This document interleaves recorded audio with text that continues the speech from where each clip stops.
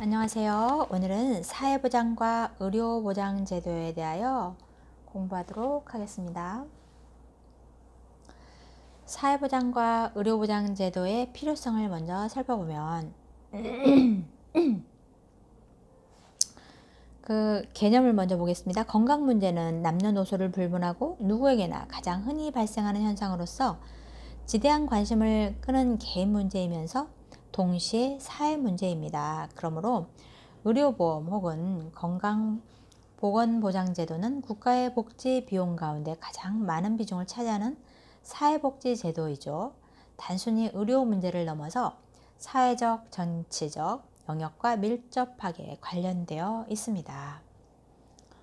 그리고 의료보장제도를 잘 이해하기 위해서는 먼저 사회보장제도 안에 의료보장제도가 포함됨으로써 사회보장제도를 먼저 살펴본 후에 의료보장제도에 대하여 알아보는 절차가 필요하겠습니다. 사회보장이라는 용어는 유럽에서 실시하고 있던 사회보험 사회와 미국의 대공황 시기에 등장한 긴급경제보장위원회란 용어가 합쳐져서 탄생한 것으로 알려져 있습니다. 1935년에 미국이 사회보장법을 제정하면서 법률명으로는 처음으로 사용되었고 이후 사회보장이라는 용어는 전 세계적으로 통용되기 시작하였습니다.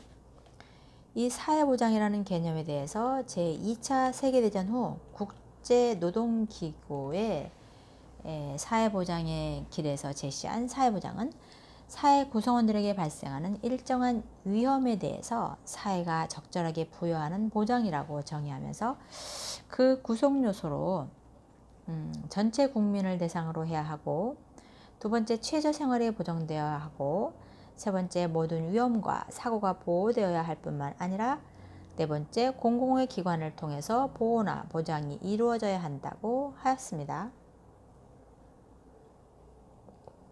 우리나라는 어떨까요?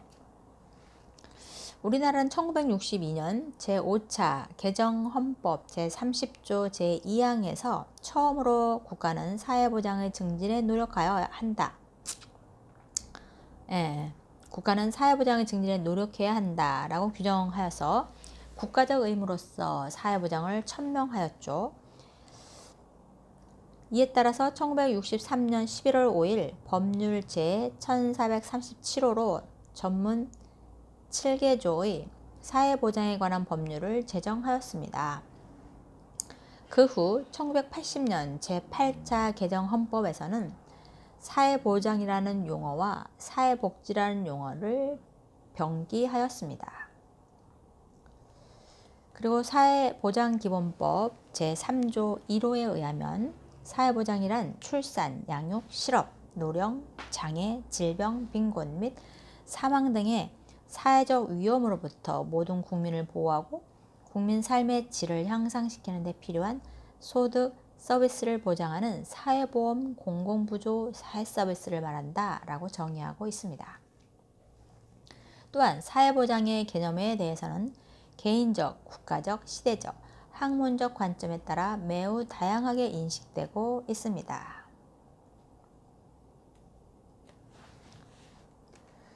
우리나라 사회보장 체계와 의료보장의 연관성을 보겠습니다.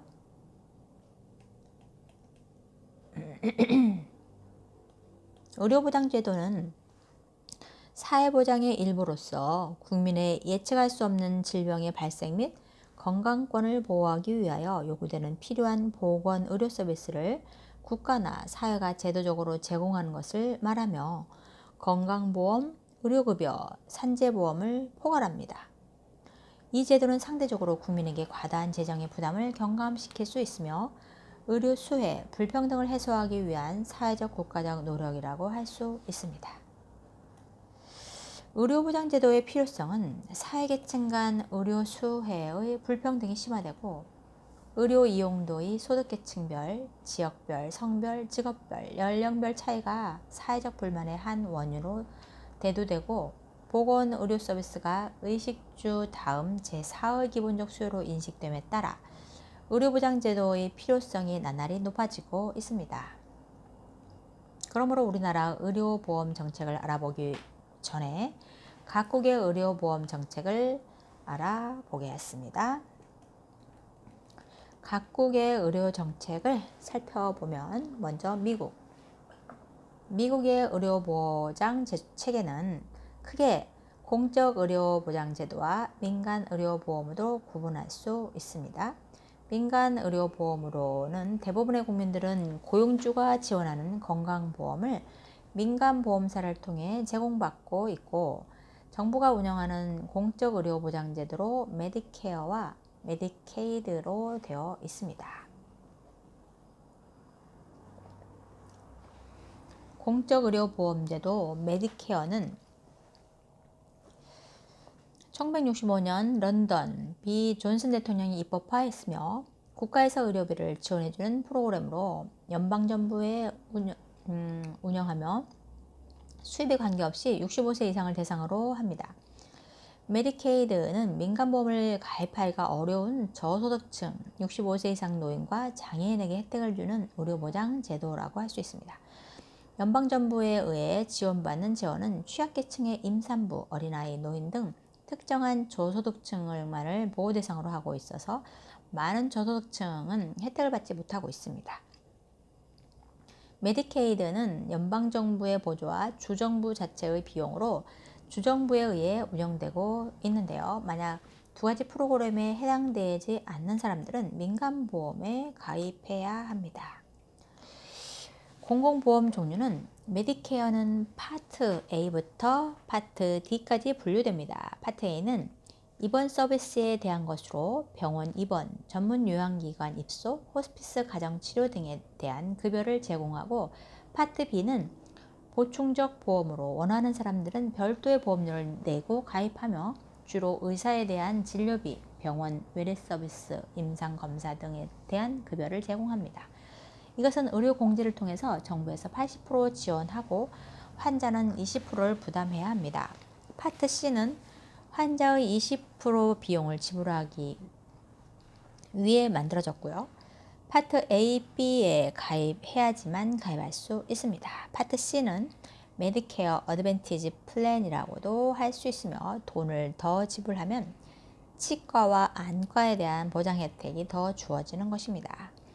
파트 D는 메디케어 처방약에 대한 급여를 제공하는 것으로 약값의 가격에 따라서 정부 지원금과 본인 부담금 비율이 달라지는 것입니다.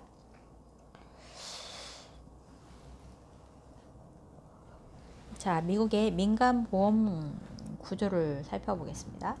민간보험 구조는 민간 의료보험 제도인데요. 민간 의료보험 제도는 사용자 지원보험과 개인보험 등 크게 두 가지로 운영되고 있으며, 사용자 지원보험이 민간보험의 주를 이룹니다. 사용자 지원보험은 보통 직장의 고용주와 통해서 민간 의료보험에 가입하는 경우가 대부분이고요. 이러한 배경은 2차 세계대전 당시 많은 회사들이 노동력이 부족하여 인원을 보충하기 위해 고용활동을 벌였던 것이죠. 그러나 회사 입장에서 임금이 상승을 하기보다는 그것에 대한 방편으로 의료보험 혜택을 제공한 것이며, 그 이유는 직장 의료보험은 세금 측면에서 유리하며 회사가 세금 공제를 받기 위함이었죠.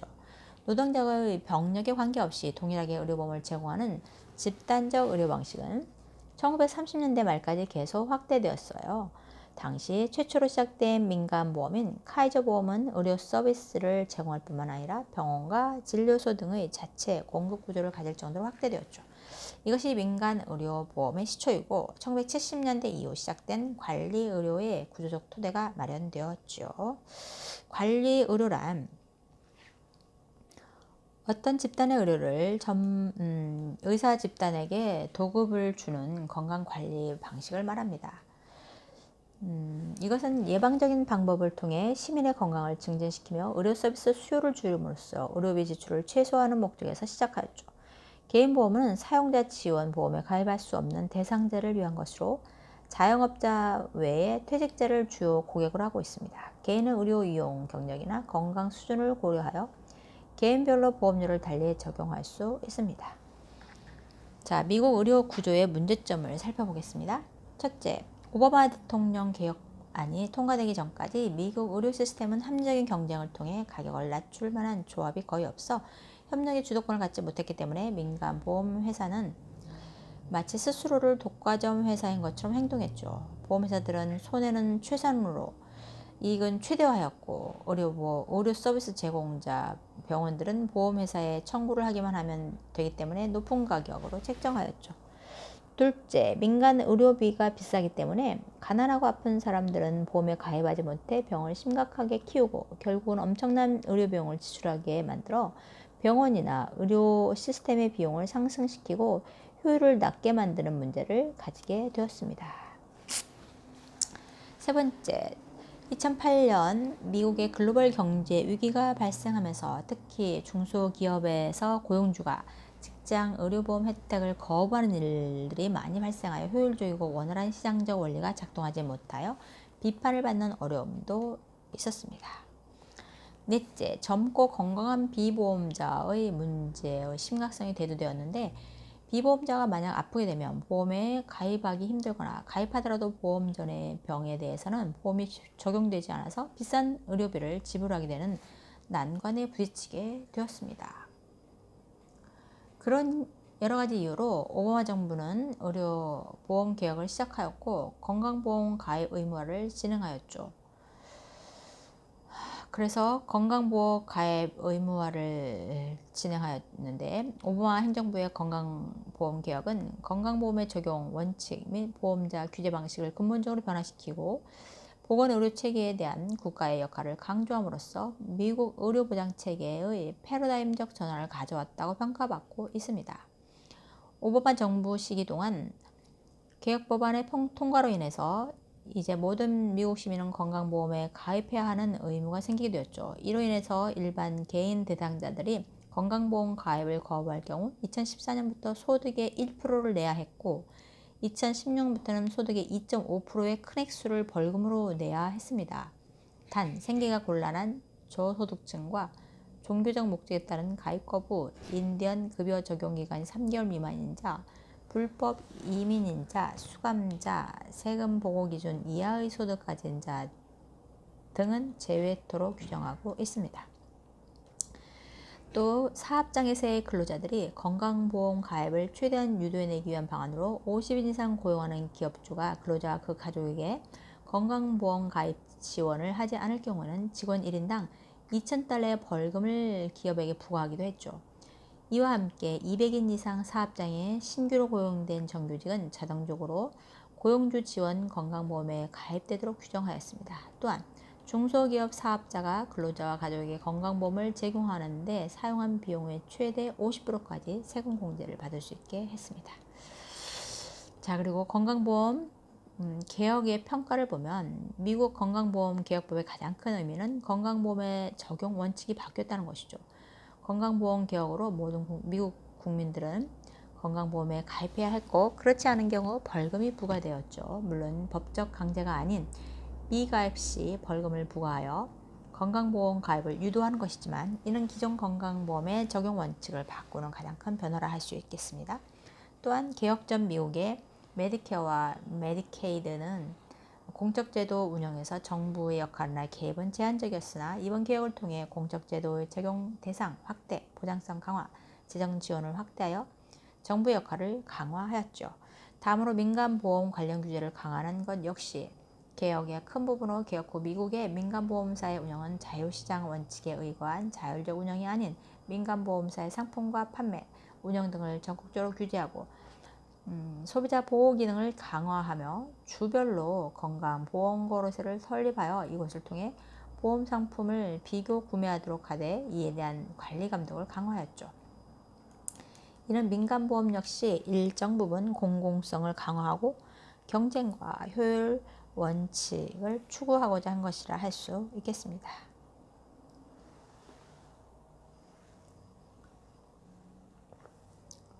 다음은 영국의 의료 상태를 보겠는데요. 영국 부분은 다음 강의에서 이어나가겠습니다. 오늘 강의는 여기까지입니다. 감사합니다.